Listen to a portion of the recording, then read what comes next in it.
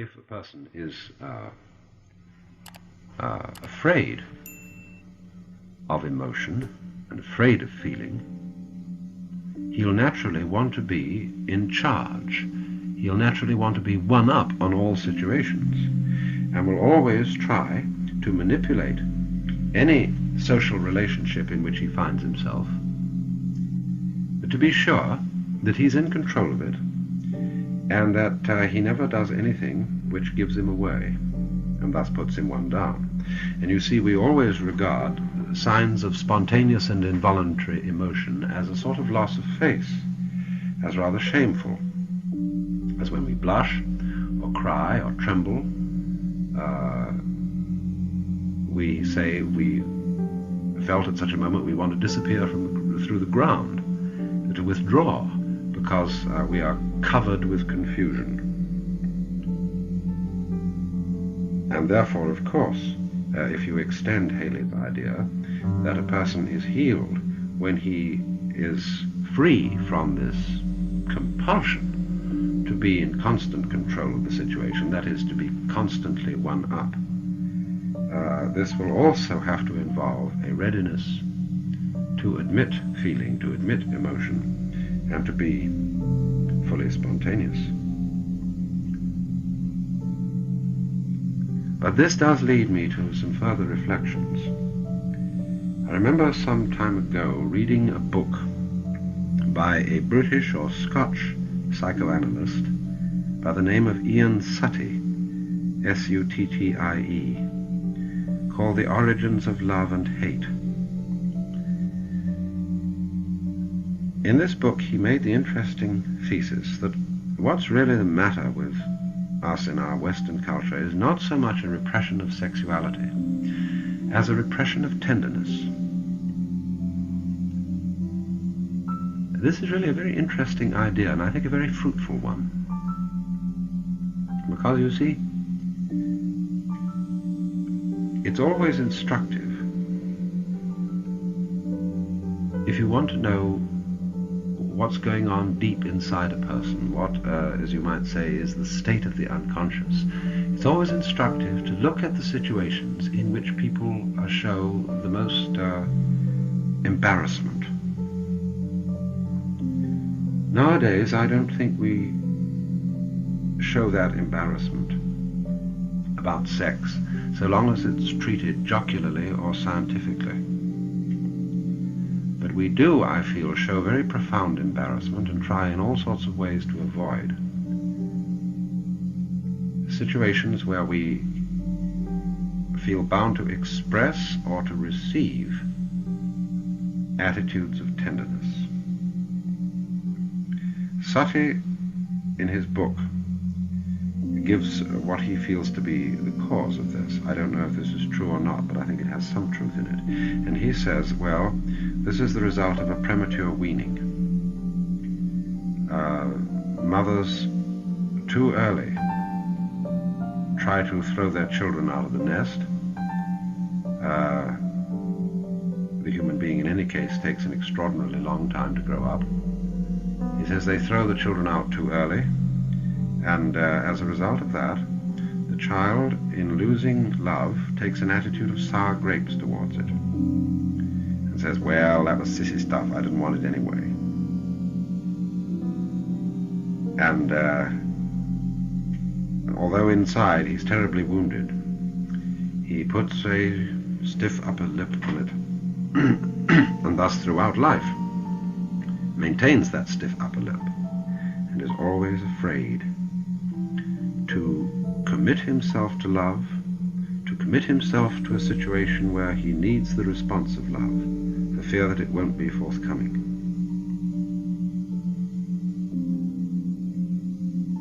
Now, as I say, I don't know whether Suttie's analysis of it with respect to premature weaning is true, but I do think his pointing out of the symptoms is true. That in our culture, tenderness is a thing which gives us very, very serious embarrassment. It's very difficult to show affection warmly and genuinely, or to accept it with an appropriate response. If you show affection to a man, people think you're homosexual. To a woman, other than your wife or lover, they think you're fresh. But is there really anything of which we're more in need? Or if they don't think you're homosexual or fresh, they think you're insincere. You know, the kind of person who may be very warm in their nature, but is always thought of as just gushing and being mushy or sentimental. Well, of course, there is such a thing as mushiness and sentimentality, which you might call an immature or, in a bad sense of the word, artless expression of feeling. But of course, emotions that we don't use are very liable to be immature in their expression. We're so awkward in using them that when they come out, we make fools of ourselves. Now, I said that I felt that tenderness was more repressed in our culture than sex itself. This is partly true. At any rate, it's true that there are two ways in which we feel we don't have to repress sex. We can talk about it, deal with it, face it, either as dirt or as something clean, scientific and objective. We can take towards it the attitude of the barroom story, or the attitude of its being sort of cute and naughty, which is the one generally displayed in our popular magazines. But this is obviously an attitude entirely bereft of feeling, entirely bereft of affection or tenderness. Or, on the other hand, we can take kind of a cold, clinical, rubber-gloved attitude towards it. I was interested, incidentally, in listening to a discussion which originated in KPFK in Los Angeles, where Terrell Drinkwater was interviewing that unfortunate teacher in Van Nuys, Mr. Cook, who, in an attempt to get his students in a high school physiology class to do some research about sexual attitudes, aroused the ire of certain squares in the community.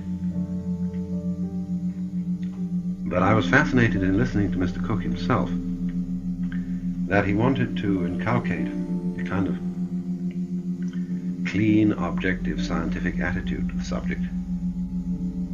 And I honestly don't think sex is the place for a clean, scientific attitude, for the sort of atmosphere of operating tables and antiseptics. It's all very well for the surgeon, the gynecologist, to look at it that way. But when that relationship between human beings is divorced from poetry and is divorced from feeling and tenderness, it becomes perverse. And in so many ways, the scientific attitude to human problems is a destructive attitude to human beings.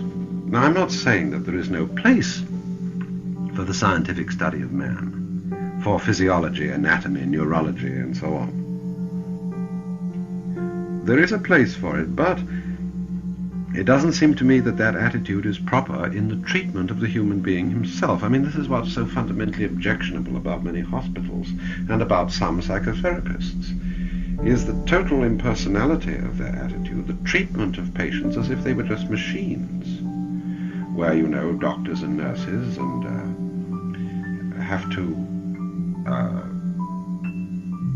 take an attitude that they're just processing you. They're serene and calm and polite, but they couldn't care less, apparently, about how you feel. Now, obviously they take this attitude because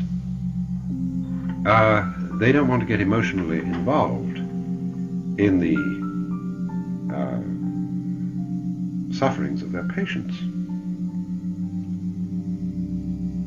And while it's true that it may be destructive to the healing art to get too involved in the suffering of the patient. It's also true that you can err in the opposite direction by bending over backwards, not to show any feeling at all. And it seems to me that the physician or the analyst who needs to bend over backwards in this respect, who needs to protect himself against emotional involvement with the patient, is probably a person who really doesn't know how to handle his own emotions. Because after all, the control of emotions is not having no emotions. We don't say, for example, that a person is a wonderfully controlled dancer because they never dance. Or we don't say that a person is an exceedingly good and well-controlled driver because he never drives. You cannot be, it seems to me, a successful physician, much less a successful psychotherapist, unless you're capable of love, unless you're capable of feeling what your patients are undergoing.